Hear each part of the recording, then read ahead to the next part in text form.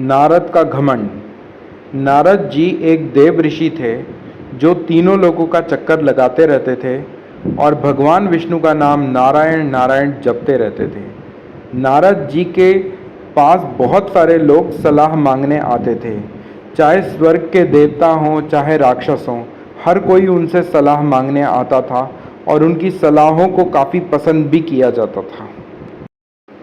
एक बार नारद जी अपने पिता ब्रह्मा जी से मिलने गए।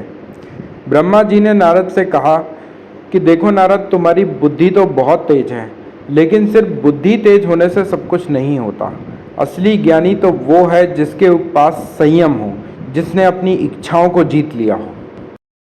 अपने पिता ब्रह्मा जी के मुंह से ऐसी बात सुनकर नारद जी सोच में पड़ गए और उन्होंने पक्का इरादा कर लिया कि वो अपने जीवन में कभी भी शादी नहीं करेंगे और हमेशा अपना पूरा जीवन भगवान विष्णु का नाम नारायण नारायण जपते रहेंगे।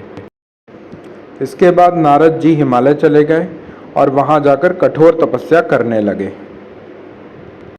नारद जी की कठोर तपस्या से देवताओं का राजा इंद्र सोच में पड़ गया। उसने अपने गुरु बृहस्पति से पूछा कि ये नारद आखिर इतनी कठोर तपस्या क्यों कर रहा है, इसे क्या चाहिए। गुरु बृहस्पति ने जवाब दिया कि हो सकता है कि नारद तुम्हें हटाकर खुद देवलोक का राजा बनना चाह रहा हो।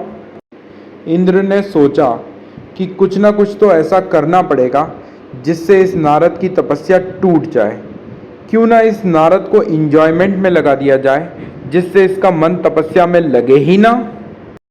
इंद्र ने कामदेव को बुलाया। कामदेव कामना के देवता हैं।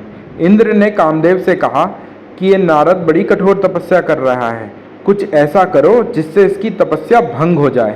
कामदेव ने इंद्र से कहा कि महाराज, मैं अपनी पूरी कोशिश करूंगा।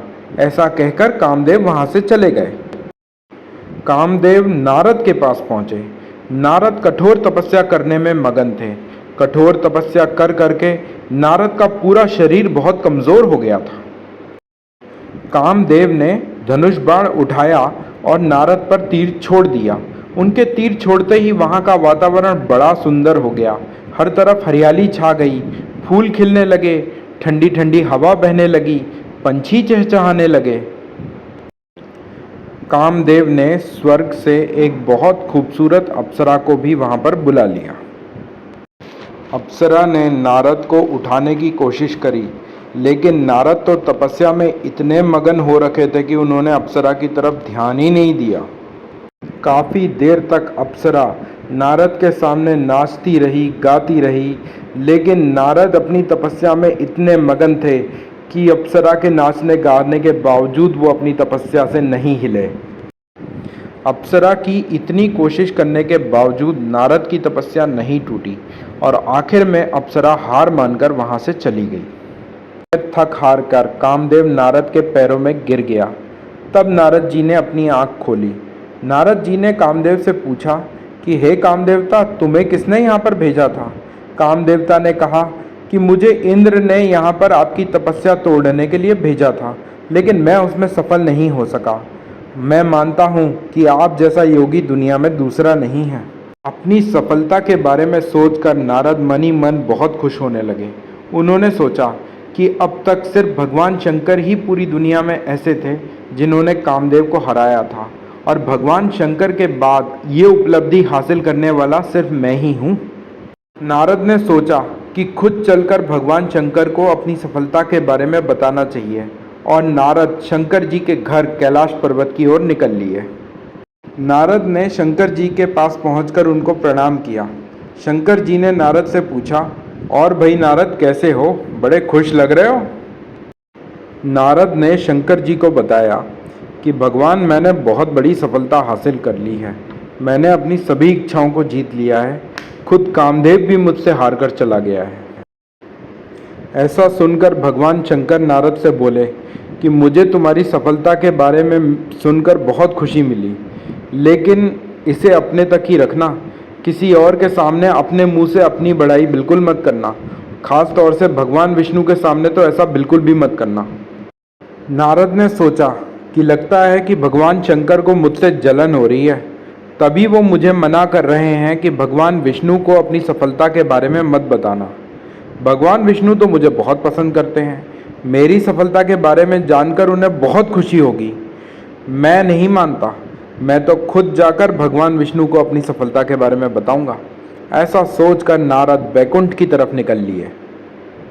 बैकुंठ में पहुंचकर नारद ने भगवान विष्णु को प्रणाम किया। भगवान विष्णु ने नारद से कहा, आओ आओ नारद, कैसे हो? बहुत खुश लग रहे हो। क्या बात है?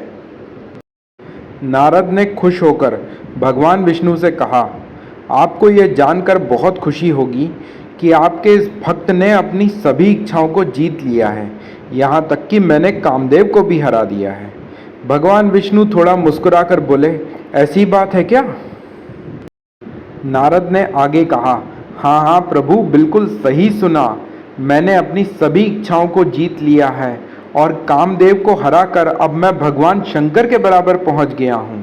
ऐसा सुनकर भगवान विष्णु हल्के से मुस्कुराए और बोले, नारद, मुझे बहुत खुशी है, लेकिन हमेशा सावधान रहना, क्योंकि इच्छाएं बड़ी बलवान होती हैं।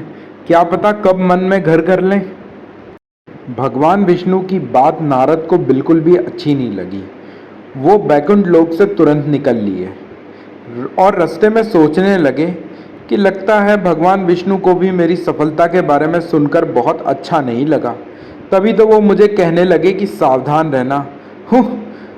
मैंने तो अपनी सभी इच्छाओं को जीत लिया है, मुझे सावधान रहने की क्या ज़रूरत है। वैकुंठ से लौटते समय नारद जी को एक बहुत ही खूबसूरत शहर दिखाई दिया। ऐसा खूबसूरत शहर जैसा उन्होंने पहले कभी भी नहीं देखा था। उन्होंने सोचा कि ऐसा खूबसूरत शहर देखे बगैर जाना यहाँ से सही नहीं रहेगा। क्यों ना मैं थोड़ी देर के लिए नीचे उतरूं और इस शहर में घूमूं फिरूं। इस खूबसूरत शहर को देखना तो बनता है। नारद जी नीचे उतरकर शहर में पहुंच गए। वहां पर उन्हें एक आदमी मिला। उन्होंने उससे पूछा कि भाई, एक बात बताओ, इस शहर का राजा कौन है जिसने इतना सुंदर और बड़ा शहर बसाया है? उस आदमी ने उनसे कहा कि इस शहर के राजा का नाम शील निधि है, वो वहाँ आगे उसका महल है। नारद जी राजा के महल में पहुँच गए। राजा को जब उनके आने के बारे में पता लगा तो राजा ने खुद गेट पर आकर उनका स्वागत किया। राजा ने नारद जी से कहा कि आपका बहुत स्वागत है हमारे शहर में। हमारे तो भाग्य ही खुल गए जो आप जैसे देवर्षि हमारे शहर में आए। राजा ने नारद जी को अपनी लड़की से मिलवाया, जिसका नाम श्रीमती था। लड़की को देखकर नारद जी के तो होश ही उड़ गए। इससे सुंदर लड़की नारद जी ने अपनी ज़िंदगी में कभी नहीं देखी थी। श्रीमती ने जब नारद जी को नमस्कार किया तो नारद जी ने उसे हमेशा खुश रहने का आशीर्वाद दिया। राजा ने नारद जी से कहा कि मेरी लड़की अब शादी के लायक हो गई है और मैं इसकी शादी के लिए जल्द ही एक स्वयंवर आयोजित करूंगा। राजकुमारी की सुंदरता में डूबे हुए नारद जी की नज़रें राजकुमारी के चेहरे से हट नहीं रही थीं। आखिर में उनसे रहा नहीं गया और उन्होंने राजा से कहा कि आपकी बेटी इतनी सुंदर है जैसे देवी लक्ष्मी। इतनी सुंदर लड़की को तो हरि जैसा पति मिलना चाहिए। राजा ने नारद जी की बहुत खातिरदारी करी। राजा ने नारद जी से कहा कि वो राजकुमारी श्रीमती की शादी के लिए जल्द ही स्वयंवर आयोजित करेंगे। उस समय तक राजकुमारी नारद जी के मन में घर कर चुकी थी। नारद जी ने सोचा कि कुछ ऐसा हो जाए कि मेरी शादी इस राजकुमारी से हो जाए। अगर ऐसा हो जाता है तो मेरे से ज़्यादा खुश इंसान दुनिया में दूसरा कोई नहीं होगा। पर मैं ऐसा क्या करूं कि मेरी शादी इस राजकुमारी से हो जाए। इसके बाद नारद जी पूरे मन के साथ भगवान विष्णु से प्रार्थना करने लगे। आखिर में भगवान विष्णु नारद जी के सामने प्रकट हुए। नारद जी ने भगवान विष्णु से आशीर्वाद मांगा कि हे भगवान, मुझे ऐसा आशीर्वाद दीजिए कि मेरा चेहरा हरि जैसा हो जाए। क्योंकि नारद जी को ये मन में विश्वास था कि अगर उनका चेहरा हरि जैसा हो जाएगा तो राजकुमारी उन्हीं को पसंद करेगी। भगवान विष्णु जी ने नारद जी से कहा कि हे नारद, मैं तुम्हें आशीर्वाद देता हूँ कि तुम्हारा चेहरा हरि जैसा हो जाए। ऐसा कहकर भगवान विष्णु वहाँ से गायब हो गए। भगवान विष्णु के आशीर्वाद देते ही नारद जी का चेहरा बंदर का हो गया, लेकिन आशीर्वाद की वजह से नारद अपना चेहरा खुद देख नहीं पा रहे थे। नारद जी पूरी शान के साथ चलते हुए सभा में आ गए।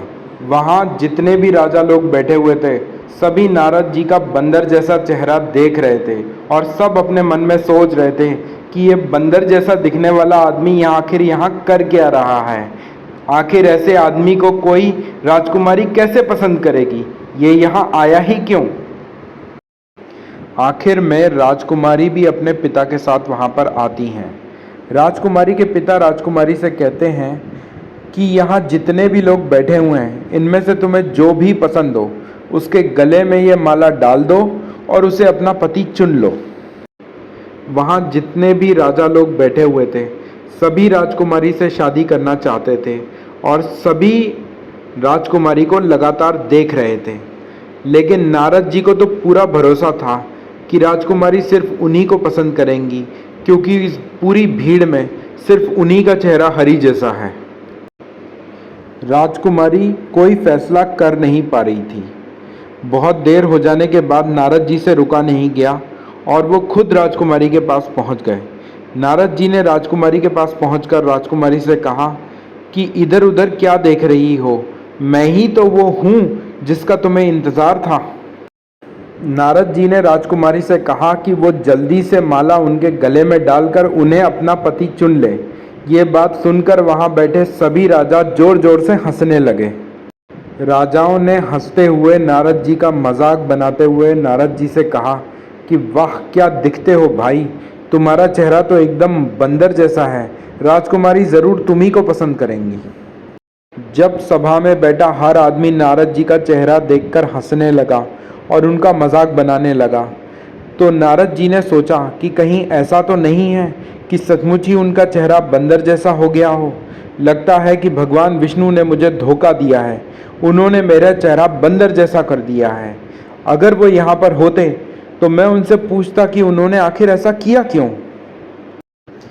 नारद जी के ऐसा सोचते ही भगवान विष्णु उस सभा में आ गए। उन्हें सभा में देखकर राजकुमारी माला लेकर भगवान विष्णु की तरफ दौड़ पड़ी। राजकुमारी ने दौड़कर माला भगवान विष्णु के गले में डाल दी। ये देखकर तो नारद जी का गुस्सा 7वें आसमान पर पहुंच गया। उन्होंने भगवान विष्णु से पूछा कि मैंने आपकी पूजा करी, आपकी आराधना करी, आपने मुझे वर दिया था कि मेरा चेहरा हरि जैसा हो जाएगा, लेकिन उसके बाद आपने मेरा चेहरा बंदर जैसा कर दिया। ये कैसा मजाक किया आपने मेरे साथ। भगवान विष्णु ने मुस्कुराते हुए जवाब दिया, देखो नारद, जब तुमने मुझसे आशीर्वाद मांगा था तो तुमने ये नहीं बताया था कि कौन सा वाला हरि, तुमने ये नहीं बताया था कि किस हरि जैसा चेहरा तुम चाहते हो, क्योंकि बंदर को भी तो संस्कृत में हरि ही कहते हैं और तुम तो संस्कृत के बहुत बड़े विद्वान हो, तुम्हें तो ये बात पता होनी चाहिए कि संस्कृत में बंदर को भी हरि कहा जाता है। नारद जी ने चिल्लाते हुए कहा, तो क्या अब मैं ये बंदर जैसा चेहरा लेकर हर जगह घूमता रहूं? भगवान विष्णु ने शांत भाव से मुस्कुराते हुए जवाब दिया, नारद शांत हो जाओ और अपने चारों ओर देखो। भगवान विष्णु के ऐसा कहते ही जब नारद जी ने सर उठाकर चारों तरफ देखा तो वो एकदम भौचक्के रह गए, क्योंकि ना तो वहाँ पे कोई राजकुमारी थी, ना ही वहाँ पे कोई स्वयंवर हो रहा था और ना ही वहाँ पे राजा लोग थे। नारद जी ने विष्णु जी से पूछा कि ये सारे लोग कहाँ चले गए, ये सब कहाँ गायब हो गए। भगवान विष्णु ने नारद जी से कहा, बिल्कुल ठीक नारद, तुम्हारे बंदर वाले चेहरे की तरह ये लोग भी गायब हो गए। भगवान विष्णु ने नारद जी से कहा कि नारद, ना तो यहाँ कोई शहर था, ना ही कोई राजा और ना ही कोई स्वयंवर स्थल, ये सब तो मैंने अपनी माया से रचा था। मैं तो सिर्फ तुम्हें तुम्हारी गलती का एहसास कराना चाहता था। भगवान बोले कि नारद, उस दिन जब तुम मुझसे मिलने आए थे तो तुमने मुझसे कहा था कि तुमने अपनी सभी इच्छाओं को जीत लिया है और तुम इच्छाओं से परे हो गए हो। यहाँ तक कि अपने मन में तुम अपनी तुलना खुद भगवान शंकर के साथ करने लगे थे। ये तुम्हारा घमंड था। मैं तो सिर्फ तुम्हें तुम्हारी गलती का एहसास कराना चाहता था, तुम्हारा घमंड तोड़ना चाहता था, क्योंकि मुझे ये नहीं अच्छा लगता कि मेरा भक्त घमंडी हो। इसीलिए ये सब मैंने अपनी माया से रचा था, ताकि तुम्हारी गलती का एहसास हो जाए। इतना सुनने के बाद नारद को अपनी गलती का एहसास हो गया। नारद ने हाथ जोड़कर भगवान से क्षमा मांगी, उनसे माफ़ी मांगी। नारद बोले, भगवान आपने बहुत अच्छा किया जो मेरा घमंड तोड़ दिया और मेरी आंखें खोल दी। आपको बहुत बहुत धन्यवाद।